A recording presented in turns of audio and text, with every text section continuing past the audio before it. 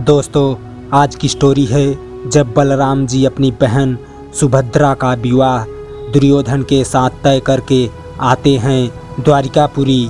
तो भगवान श्री कृष्ण उनकी बातें सुनकर परेशान हो जाते हैं। बहुत समझाने पर भी नहीं मानते हैं बलराम।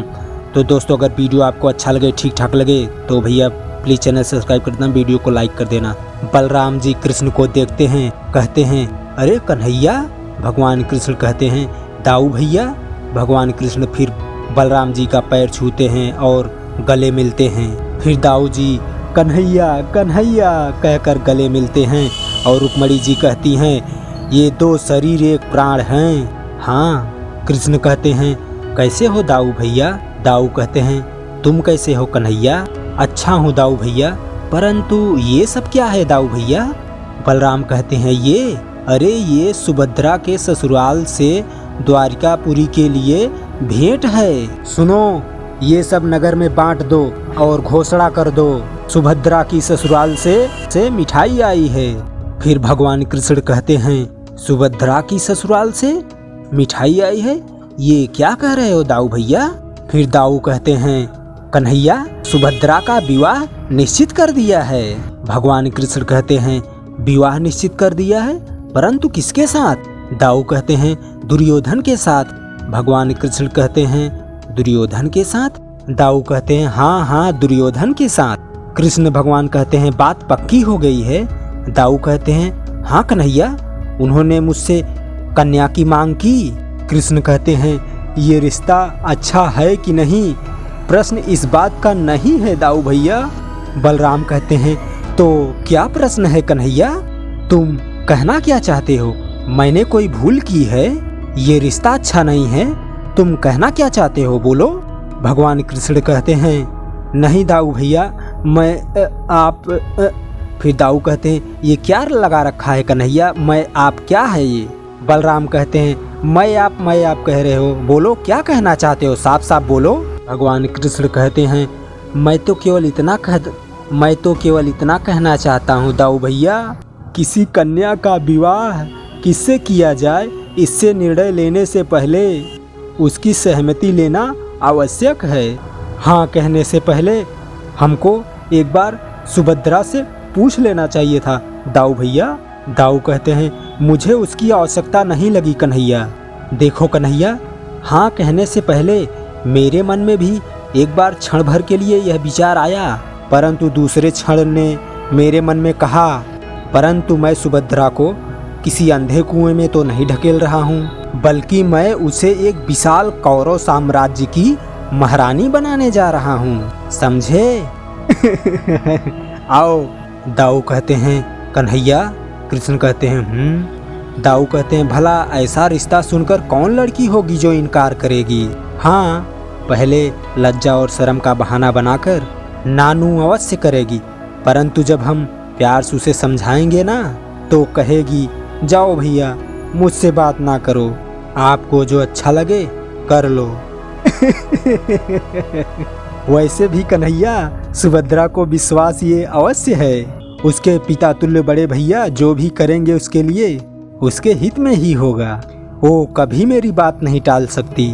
इसी विश्वास पर तो मैंने हाँ कर दी है। हाँ। कृष्ण कहते हैं, परंतु इसमें तो विश्वास की बात ही नहीं है दाऊ भैया, ना आपके विश्वास की और ना सुभद्रा के विश्वास की। दाऊ कहते हैं, तो फिर किसकी बात है कन्हैया। कृष्ण कहते हैं, एक नारी के अधिकार की। विवाह एक जीवन भर का सौदा है दाऊ भैया, और जब यह प्रश्न आता है, वो अपना जीवन किसे सौंपे और अपना जीवन साथी किसे बनाए, तो शास्त्र केवल नारी को ही अधिकार देता है कि वो अपने जीवन के बारे में स्वयं ही निर्णय करे। दाऊ कहते हैं, कन्हैया, ये शास्त्र वस्त्र की बातें मुझे ना समझाओ, आओ। बलराम कहते हैं, कन्हैया, मुझे एक बात का उत्तर दो, कहिए, क्या मैं सुभद्रा का शत्रु हूँ। नहीं तो। बलराम कहते हैं, क्या मैं सुभद्रा का सुख, उसका भला नहीं चाहता। कृष्ण कहते हैं, अवश्य चाहते हैं। बलराम जी कहते हैं, तो फिर मुझसे उल्टी सीधी बातें क्यों करते हो, जवाब दो, क्यों करते हो मुझसे उल्टी सीधी बातें। हाँ बोलो, क्यों करते हो। फिर कृष्ण कहते हैं देखो सुभद्रा आ गई। तब रुक्मणी कहती हैं पैलागु भैया। बलराम कहते हैं सौभाग्यवती भव। फिर अर्जुन पैर छूने जाते हैं तो बलराम गले लगाते हुए कहते हैं यशस्वी भव। कैसे हो पार्थ? अर्जुन कहते हैं आपकी कृपा है बड़े भैया। फिर सुभद्रा भी बलराम जी को गले लगती है, कहती है भैया। फिर सुभद्रा कहती हैं कितने दिन लगा दिए भैया, आपको अपनी छोटी बहन की याद नहीं आई? बलराम कहते हैं अरे बहुत याद आई तुम्हारी, बार बार आती रही तुम्हारी याद। सुभद्रा कहती हैं अगर सचमुच हमारी याद आती तो आप तत्काल चले आते, आप इतने दिन वहाँ नहीं रहते। बलराम कहते हैं सुभद्रे, मेरा वहाँ इतने दिन तक रहने का एक बड़ा कारण यह था कि मैं तुम्हारा ही काम कर रहा था। सुभद्रा कहती हैं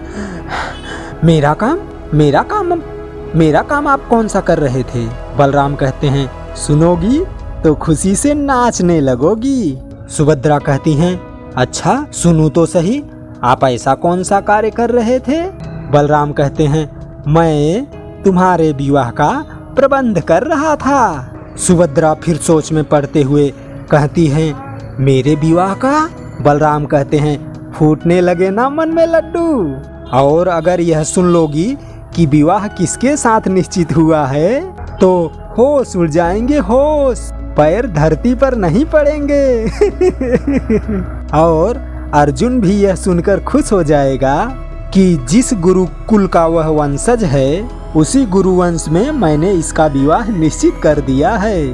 रुक्मणी कहती हैं गुरुवंश में? बलराम जी कहते हैं हाँ, कुरुवंश के सम्राट महाराज धृतराष्ट्र के पुत्र युवराज दुर्योधन के साथ मैंने इसका विवाह निश्चित किया है। हाँ। सुभद्रा, भगवान कृष्ण, सब लोग अचंभित होकर बलराम जी को देखने लगते हैं। बलराम कहते हैं अब हमारी छुटकी हस्तिनापुर के विशाल साम्राज्य की महारानी बनेगी। और सुभद्रा को फिर चक्कर आने लगता है तो रुक्मणी जी पकड़ती हैं अरे सुभद्रा क्या हुआ, चलो चलो अपने कक्ष में। फिर बलराम हंसते हुए देखा ना कन्हैया, मैंने कहा था ना इसके होश उड़ जाएंगे, देखो बिल्कुल वैसा ही हुआ है। कृष्ण कहते हैं हाँ दाऊ भैया वही हुआ। फिर बलराम कहते हैं अर्जुन भाई तुम्हें भी बधाई हो, द्वारिका की राजकुमारी का विवाह तुम्हारे बड़े भाई दुर्योधन के साथ निश्चित हुआ है। महाराज युधिष्ठिर को तत्काल इस विवाह की सूचना भेजो।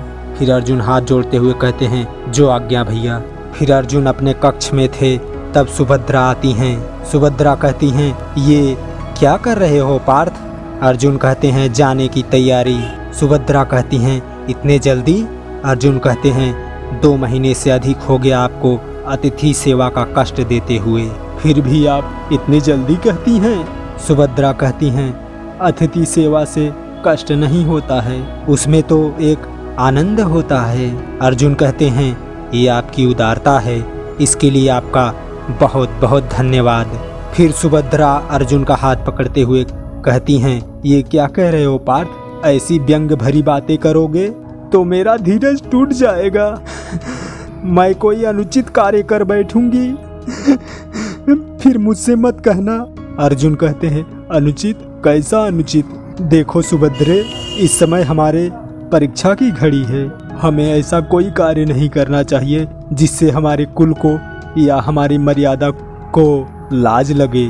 यही समय अनुचित और अनुचित के विवेक का है। सुभद्रा कहती हैं क्या उचित है क्या अनुचित है, इस समय मेरी समझ में कुछ नहीं आ रहा है, इसलिए मैं आपसे यह पूछने आई हूँ। सुभद्रा कहती हैं इस परिस्थिति में मुझे क्या करना चाहिए, उचित और अनुचित आपसे पूछने आई हूँ पार्थ।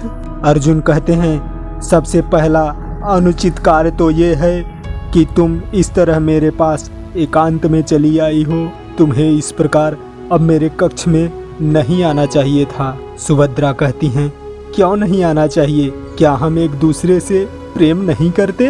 अर्जुन कहते हैं करते थे। सुभद्रा कहती हैं आज नहीं करते?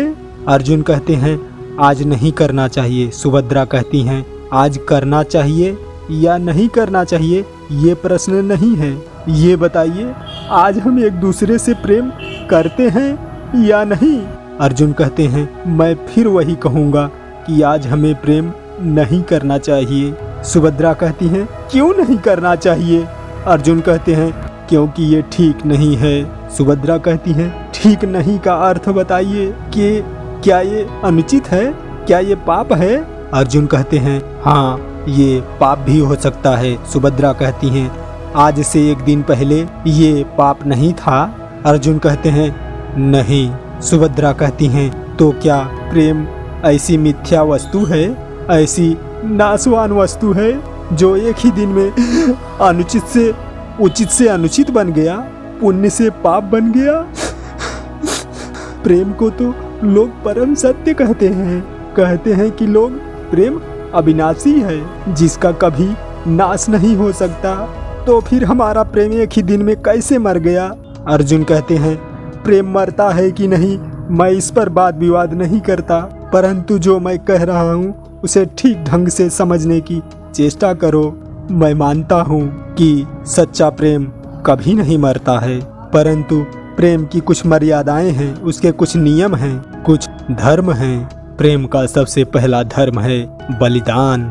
वही सच्चा प्रेमी है जो बलिदान कर सकता है। आज मैं तुम्हारी उत्तेजना में अपनी उत्तेजना भी मिला दूं और हम प्रेम के नाम पर कुछ ऐसा कार्य कर बैठें जिससे तुम्हारे कुल की मर्यादा को कलंक लगे, तुम्हारे बहन भाई के संबंध को लाज लगे, मेरे और कन्हैया के बीच की मित्रता को लाज लगे। तो क्या हमारा प्रेम कलंकित नहीं होगा? प्रेम तो जीवित रहेगा, परंतु कलंकित प्रेम जीवित नहीं रहेगा। अपने प्रेम को कलंकित करना या उसे कलंक से बचाना, दोनों में से हमारा धर्म क्या है ये सोचना है हमें। केवल शरीरों के मिलने से ही प्रेम जीवित रहता है, शरीरों के वियोग में भी सच्चा प्रेम जीवित रहता है, परंतु वो पवित्र होता है, वो कीर्तिमान होता है, उसकी एक शोभा होती है। इसीलिए मेरी बात को समझो सुभद्रे, इस जीवन में बस यहीं तक हमारा साथ था। भगवान तुम्हारे नए जीवन में तुम्हें बहुत सुख दें, यही आशीर्वाद देकर मैं जा रहा हूँ। सुभद्रा कहती हैं जाइए, अब मैं आपको नहीं रोकूंगी। मैंने आपकी ये बात भी मान ली कि हमारा प्रेम कभी मरेगा नहीं, हम प्रेम को कलंकित भी नहीं होने देंगे। सब मर्यादाओं का पालन भी करेंगे। इस जीवन में हमारा मिलन नहीं हो सका, ये बात भी मैं हंसकर सह लूंगी, परंतु आपने जो मुझे अभी नए जीवन के सुख का आशीर्वाद दिया, उस आशीर्वाद को मैं स्वीकार नहीं करूंगी, क्योंकि आपसे दूर रहकर अब मैं कोई नया जीवन नहीं जी सकती और ना मैं इस शरीर को किसी और के लिए जीवित रख सकती हूँ। इससे पहले कोई और हाथ इसे छुए मैं इस शरीर को समाप्त कर सकती हूँ। अगर कोई मेरी भूल चूक रही हो तो मुझे अपनी जन्म जन्म की दासी समझकर क्षमा कर दीजिएगा। अब नहीं आऊंगी मैं। हाँ, जब तुम जाओगे तो रथ से एक बार पलटकर जरूर देख लेना। मैं आपके अंतिम दर्शनों के लिए छत के ऊपर खड़ी रहूंगी। और सुभद्रा पैर छूकर चली जाती हैं। तो दोस्तों, भैया लोगन, अब तक का वीडियो आपको कैसा लगा? ठीक ठाक लगा हो तो भैया प्लीज़ चैनल सब्सक्राइब करना, वीडियो को लाइक शेयर भी कर देना। तो वीडियो देखने के लिए धन्यवाद। Thank you. जय हिंद।